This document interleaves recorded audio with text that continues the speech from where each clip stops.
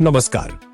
अमरावती स्थानिक प्राधिकारी मतदारसंघाच्या विधान परिषद निवडणुकीत आता शेवटच्या टप्प्यातील चुरस अधिकच वाढली आहे.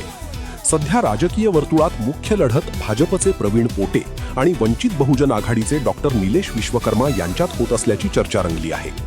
काँग्रेसमधील अंतर्गत गोंधळामुळे निवडणुकीचे राजकीय गणित आणखी रंगतदार बनले आहे.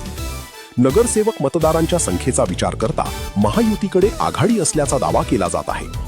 काही वृत्तांनुसार महायुतीला मोठ्या प्रमाणात मतदारांचे पाठबळ असल्याचे भाजप नेत्यांचे म्हणणे आहे.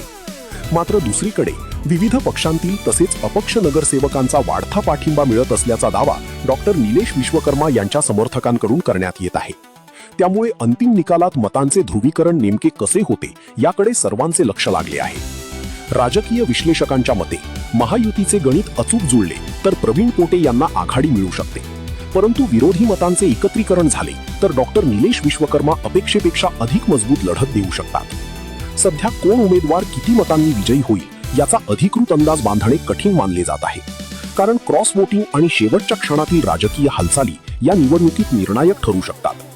दरम्यान सर्वसामान्य नागरिक आणि राजकीय कार्यकर्त्यांमध्ये सध्या एकच चर्चा रंगली आहे. नगरसेवक मतदारांचे अंतिम गणित कोणा